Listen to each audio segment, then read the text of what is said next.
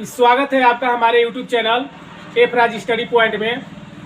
तो आज के सेशन में हम लोग पढ़ने वाले हैं जिस टॉपिक को, उस टॉपिक का नाम है भारत एक दृष्टि में। भारत एक दृष्टि में, इसके अंतर्गत हम लोग भारत के बारे में पढ़ेंगे कि भारत का विस्तार कितना है, भारत का क्षेत्रफल कितना है और भारत में पुरुषों और महिलाओं की जनसंख्या कितनी है। यानी तमाम टॉपिकों को हम लोग पढ़ेंगे भारत के विषय में। तो हमने यहाँ पे भारत का नक्शा भी बनाया हुआ है और पृथ्वी की आकार भी बनाया हुआ है, यानी ग्लोब बनाया हुआ है। इसके माध्यम से भी हम लोग समझते चलेंगे। तो शुरू करते हैं सबसे पहले भारत को, यानी हम लोग जिस देश में रहते हैं उस देश का नाम है भारत देश।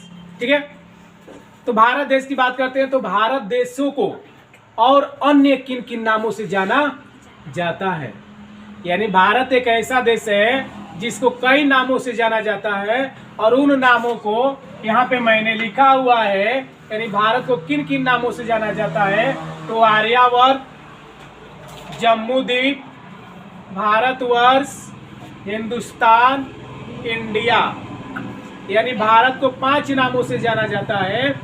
कौन कौन से? आर्यावर्त, जम्मू द्वीप, भारतवर्ष, हिंदुस्तान और इंडिया।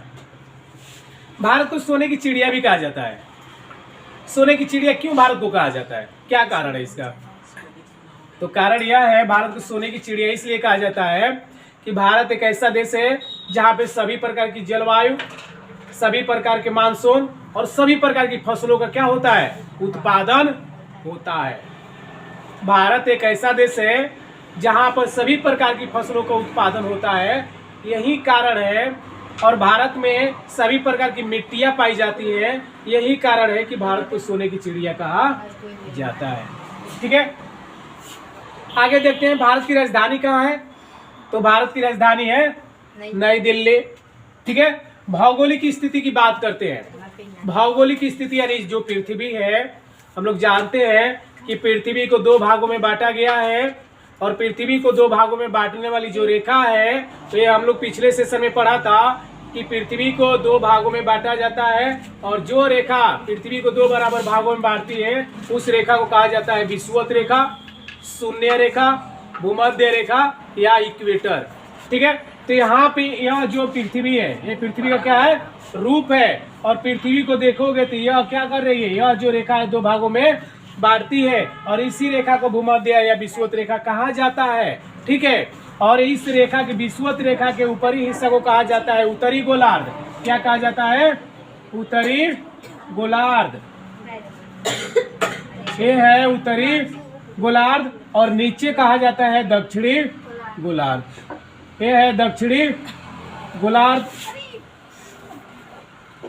ठीक है, यानी पृथ्वी को 2 भागों में बांटा गया है, उत्तरी गोलार्ध और दक्षिणी गोलार्ध में। तो हम लोग देखेंगे तो यह विषुवत रेखा है और विषुवत रेखा से यहाँ पर भारत स्थित है, यानी उत्तर के साइड में स्थित है। यानी भारत किस गोलार्ध में है? उत्तरी गोलार्ध में है। तो भारत की भौगोलिक स्थिति की बात करते हैं तो भारत उत्तरी गोलार्ध में स्थित है। आगे बढ़ते हैं कि भारत का जो ज्यामितीय आकार है, ज्यामितीय आकार कैसा है, तो हम लोग देखेंगे तो यह भारत हमने यहाँ पर बनाया हुआ है। ठीक है, तो भारत त्रिकोणीय है या द्विकोणीय है या चतुष्कोणीय है। ठीक है, तो यहाँ पर देखेंगे हम लोग भारत को, तो यहाँ पे एक हिस्सा आया हुआ है, एक हिस्सा इधर आया हुआ है, एक हिस्सा इधर आया हुआ है, एक हिस्सा इधर, यानी पश्चिम भी कुछ हिस्सा है, पूरब भी कुछ हिस्सा है, दक्षिण भी कुछ हिस्सा है और उत्तर भी कुछ हिस्सा है। यानी यह किस आकार का है? तो चतुष्कोणीय है। ठीक है, चतुष्कोणीय। ठीक है, आगे देखते हैं हम लोग अक्षांश विस्तार कि भारत का जो अक्षांश विस्तार है वह कितना है। तो इतना तो आप जानते हो बाबू कि भारत किस अक्षांश में है, यानी यह जो है विषुवत रेखा, इस विषुवत रेखा के समानांतर जो रेखाएं होती हैं उनको क्या कहा जाता है? अक्षांशीय रेखाएं कहा जाता है। तो यह विषुवत रेखा है, विषुवत रेखा के समानांतर रेखाएं है कि नहीं है? तो विषुवत रेखा से ऊपर की जो रेखाएं होती हैं उनको कहा जाता है उत्तरी अक्षांश रेखाएं। और विषुवत रेखा से जो नीचे की रेखाएं होती है इसके समानांतर उनको कहा जाता है दक्षिणी अक्षांश रेखाएं। तो भारत उत्तरी में ना है, उत्तर में है, तो यहाँ पर उत्तरी अक्षांश में देखेंगे तो भारत का जो अक्षांशीय विस्तार है कितना है, तो 8 डिग्री 4 मिनट उत्तरी अक्षांश से 37 डिग्री 6 मिनट उत्तरी अक्षांश है। ठीक है, अब बात करते हैं देशांतरीय विस्तार की, कि भारत का जो देशांतरीय विस्तार है वह कितना है। तो हमने यहाँ पे ग्लोब बनाया हुआ है, यानी जो ये रेखाएं हैं, ठीक है, यह क्या है, देशांतरीय रेखा, यानी विषुवत रेखा के लंबवत जो रेखाएं खींची गई हैं वो क्या है, देशांतरीय रेखाएं हैं। तो हम लोग जानते हैं बाबू कि देशांतरीय रेखाएं, यानी यहाँ ये ग्लोब है, ये क्या है, विषुवत रेखा है, ठीक है, और ये अक्षांश रेखाएं हैं, ठीक है। अभी ये क्या है, देशांतर रेखाएं। तो देशांतर रेखाओं को हम लोग दो भागों में बांटते हैं, पूर्वी देशांतर और पश्चिमी देशांतर, है ना।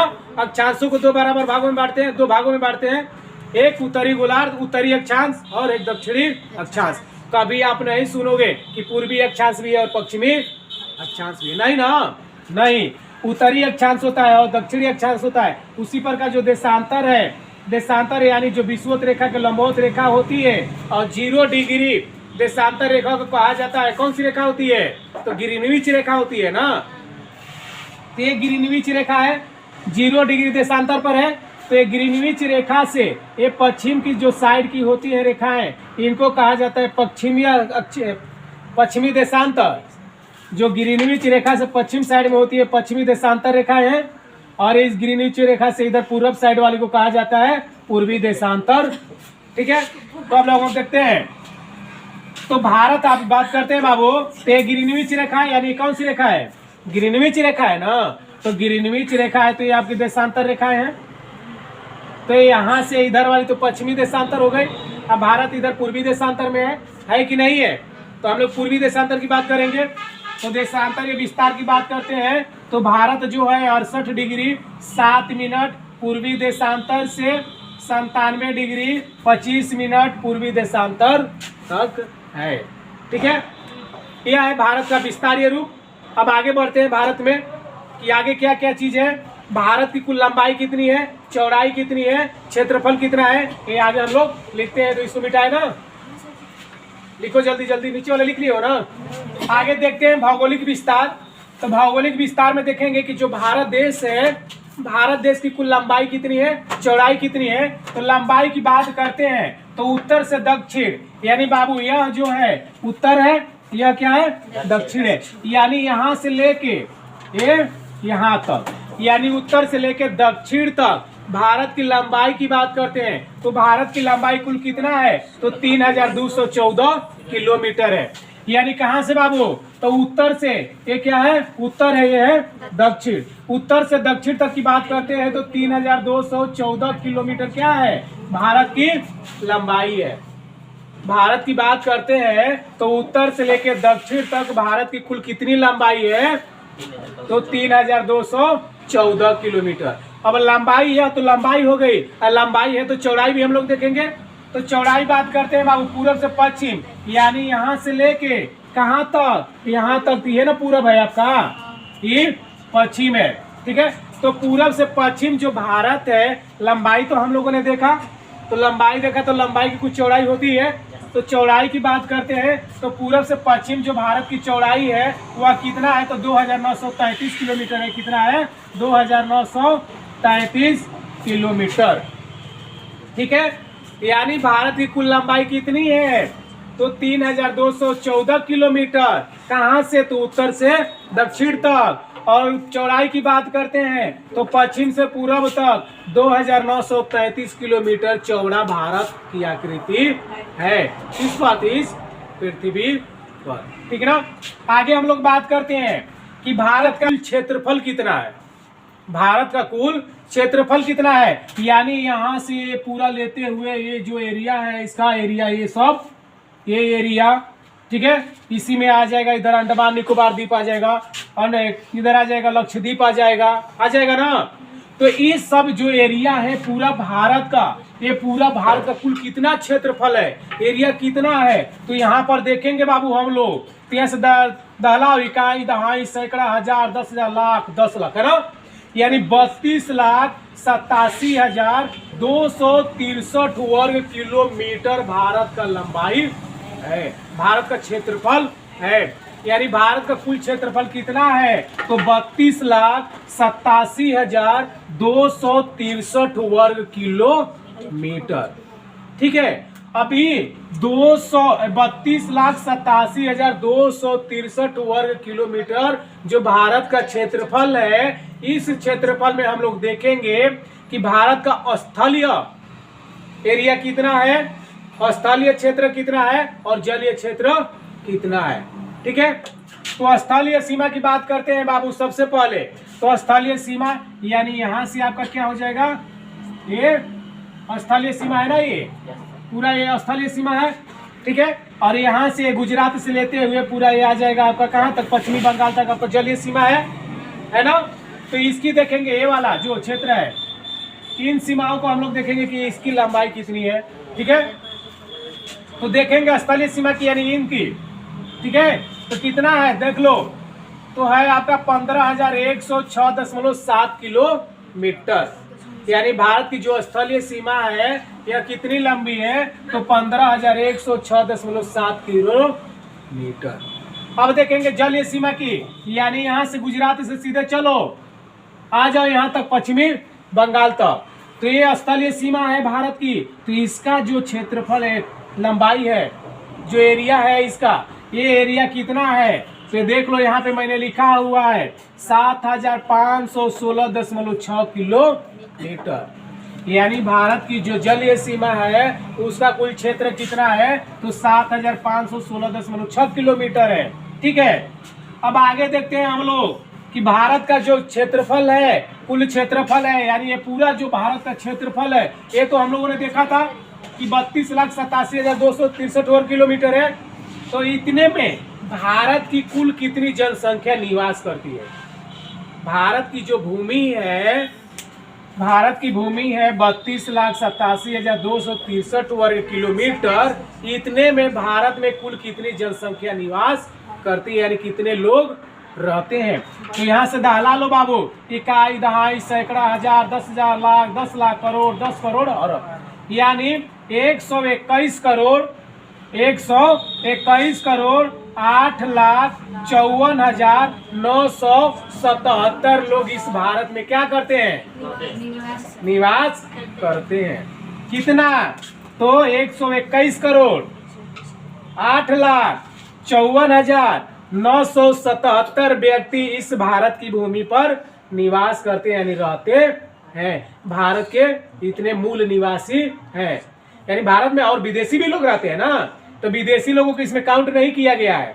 केवल भारत के जो मूल निवासी हैं, भारत के जो मूल निवासी हैं कितना है, तो इतना है। ठीक है, आगे हम लोग देखेंगे कि भारत में इतनी जो जनसंख्या 121 करोड़ 8,54,977, तो इसमें पुरुषों की संख्या कितनी है, महिलाओं की संख्या कितनी है, इसको भी अलग अलग हम लोग देखेंगे। ठीक है, तो इतना लिख लिए हो ना, तो इसके आगे इसको मिटाकर लिखते हैं।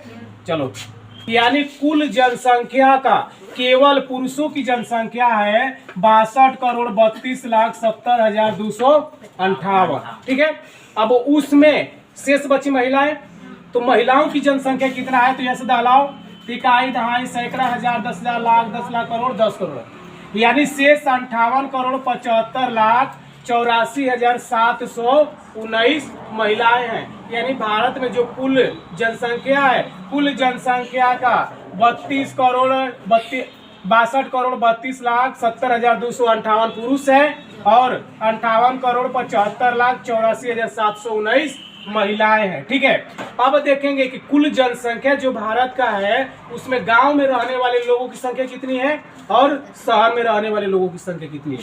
ठीक है, तो ग्रामीण जनसंख्या की बात करते हैं तो ग्रामीण जनसंख्या 83.37 करोड़ है, जबकि शहरी जनसंख्या की बात करते हैं तो शहरी जनसंख्या 37.71 करोड़ है।